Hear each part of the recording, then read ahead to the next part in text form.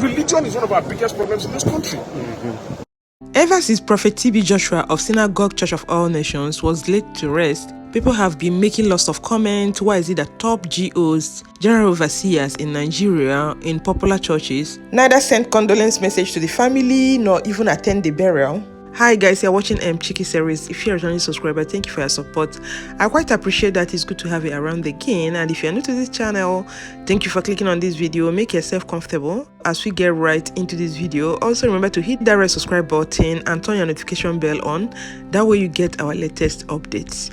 So a lot of people have been asking questions after TB Joshua of Synagogue Church of All Nations was laid to rest, asking why is it that the top G.Os, general overseers of Pentecostal churches, the likes of Pastor Enoch Adeboye of Redeemed Christian Church of God, Bishop David Oyedepo of Living Faith, Pastor William Skumuyi of Redeemed Christian Church of God did not acknowledge his passing. Better still, send condolence messages to the family, but no, that kind of thing never happened. So lots of people have commented on social media. While some people are mourning him, some people are busy castigating him. Like Chris Okotie last time said that he is the Wizard of Endor. Prophet TB Joshua does not belong to Pentecostal Fellowship of Nigeria and Christian Association of Nigeria. Whether he chose not to belong, I don't know, or whether they decided not to accept him. I've come to find out that some pastors like Orisha Jeffo and Pastor Adeboye made it clear that they will not identify with him. So I'm able to dig up some of this write-up, but whether he applied himself to be part of them, I don't know. They made some comments, which I think that's the reason why they never sent condolence message to the family. I'm not talking about going for burial because that one is asking for too much. But as Christians, I expect them to send condolence message to the family, even if they don't vibe well with him, even if he's not in Pentecostal Fellowship of Nigeria, because he's a big G.O. just like all of them. And people like us, we don't know the difference whether he's in Pentecostal Fellowship of Nigeria or not. What everybody is expecting is that they will send condolence message to their fellow G.O. because they believe that all of them, they belong to the same clique. If you don't identify with somebody while the person is alive, then there's no need going for the person's burial. Why some pastors are divided on this, some like Iginla also identify with him. So what I found out is that he's not a member of PFN and he's not a member of CAN. And some of these issues between Prophet TB Joshua and other pastors did not start today. Like Chris Okotie, they've had their issues about 10 years back or thereabout. Then the one of Adeboye and others a couple of years ago. So it didn't start today. It's like a case that has been going on and on. It has lingered. There's sometimes people will not talk about it. They leave it like that. People think everything is all right on the surface, not knowing that there is much problem underneath. And now with his death, everything now came up to the surface again. It's like they revisited the old issues that they had. Since people are talking on the internet. Looking at this write-up I have here, where they mentioned why he will not be a member of Pentecostal Fellowship of Nigeria, PFN. Pastor Adeboye of Redeemed Christian Church of God said, want to read this the way it is so that it will not be taken out of context. Despite Joshua's exploit, the Christian bodies in Nigeria never accepted him, both the Christian Association of Nigeria CAN and the Pentecostal Fellowship of Nigeria PFN. To them, Joshua was simply an exorcist or a charmer and so on. Joshua was reputed to have said that he was converted in his mother's womb. The likes of Pastor Enoch Adeboye, General Overseer, Redeemed Christian Church of God, Pastor Ayo Orisha Jeffo, Bishop David Oyedepo, and many others rejected Joshua until his death. Adeboye in 2009 said he will never go to Joshua's church to minister. He was quoted as saying in the Vanguard, when asked whether he could worship in Joshua's church, he said no, definitely not.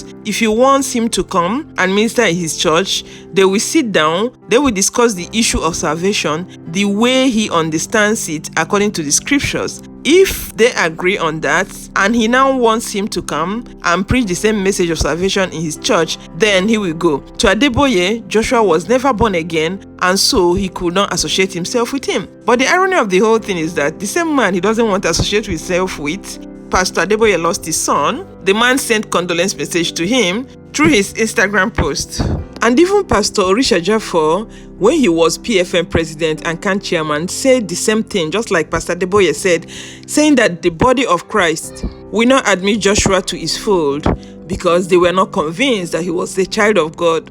He went further to say that he has said then that before Joshua could even qualify to be a PFN member, he should show who tutored him as a pastor in the first place. Orisha Jaffa was quoted as saying that Jesus did not say by their words you will know them. He said that by their fruit you shall know them. If TB Joshua can show him his pastor who pastored him before he said he was called into ministry, if TB Joshua can tell him when he got converted and how he got converted, then he will consider him. Anybody who is a Christian because he received Jesus Christ at a point. I gather he said he was converted in his mother's womb, and I don't see anybody like that in the Bible. It is a conscious decision you make, and it doesn't happen in your mother's womb. He said healing and miracle were not criteria for admitting anyone into the PFN fold or camp. So you guys have just heard that. The two of them believe that TB Joshua's power is not from God. And it's not only that, Chris Okotie also said the same thing. They've been saying this while he was alive. Even Chris Okotie accused Chris Oyakilome of collecting power from TB Joshua. TB Joshua did not respond to him, and that was where they held on to it. Not that the fight has died down.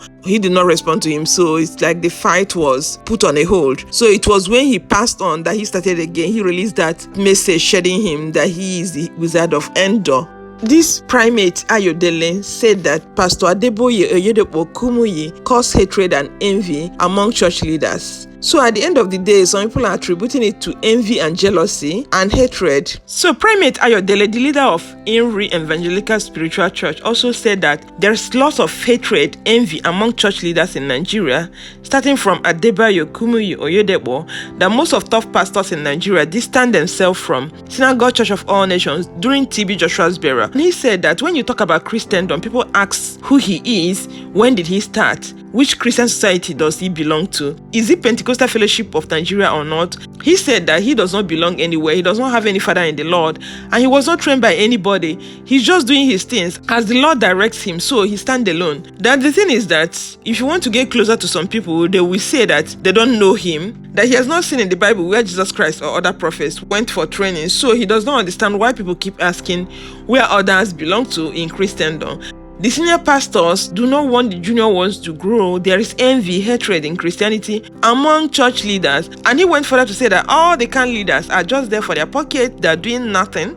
Most pastors in Nigeria are not together. Some of them don't belong to Pentecostal Fellowship of Nigeria. They run their thing. Pentecostal Fellowship of Nigeria, they have their own thing. Then Christian Association, they're also another body. So they're not together, all these big pastors in Nigeria. It's only like this man said, they form like cabal. That's why they say my father in the Lord, my papa in the Lord. And some people can even go all out to fight for their papa in the Lord. When they're supposed to leave the fight for God, to fight for them, they'll go all out to fight for their papa in the Lord. So at the end of the day, I don't know what all these big G.Os are teaching their members. I'm not saying that they must go for TB Joshua's burial. If they don't identify with him in life, there's no need to identify with him in death, because if they do, that's hypocrisy. But anyway, the truth is that if you're not a member of PFN and can, I don't think that they will come for anybody's burial. Does it remove anything from sending condolence message, which I know that Khan did, and which I expect all these big G.Os to do, to at least send condolence message to the family, even if they're not going for the burial, because they've already made it clear that they don't know where the source of his power is from. They would have sent condolence message to him if they are preaching Christianity. If Christ comes for the sinner and you believe that somebody else's power, you don't know where it is from, you can decide not to identify with the person, but at the end of the day, people outside don't know who is who. They see all of them as general overseer of big churches in Nigeria. So when they don't send condolence message like that, it's rubbing off negatively on people. People feel that pastors are not together, the pastors are beefing each other, there is hatred. So what they're preaching to people, their congregation, I also expect them to practice what they're preaching so that people can emulate them. I don't think there's anything stopping them from sending condolence message to his family. Although some people feel otherwise, Prophet Sia is saying that TB Joshua was buried today and none of the major Nigerian general overseers attended his burial, but wait for Sunday. They will climb their well-decorated altars wearing the best expensive and designer suit to preach about love. Let me once again tell you the truth. There's no love in Christianity. Church is now official house of hatred and competition. Don't allow anyone to stress you with going to church. Love has left the church completely. Devil is now in charge.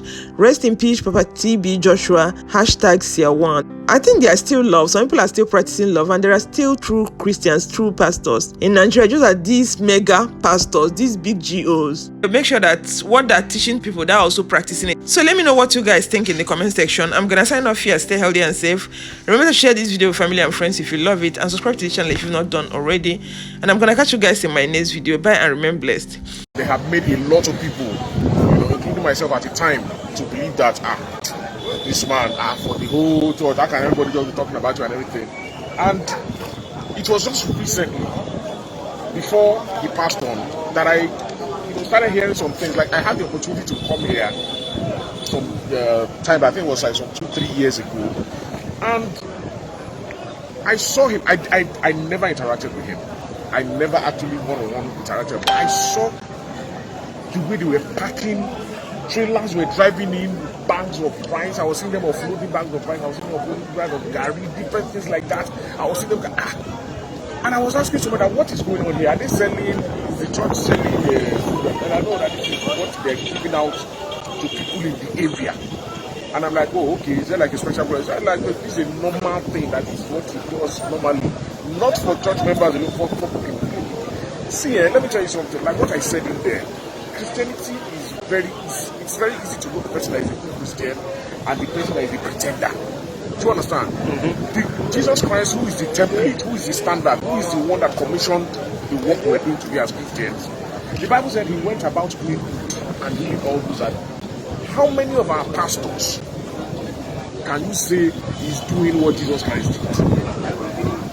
Because they're supposed to be doing his work. They didn't call themselves. They called them.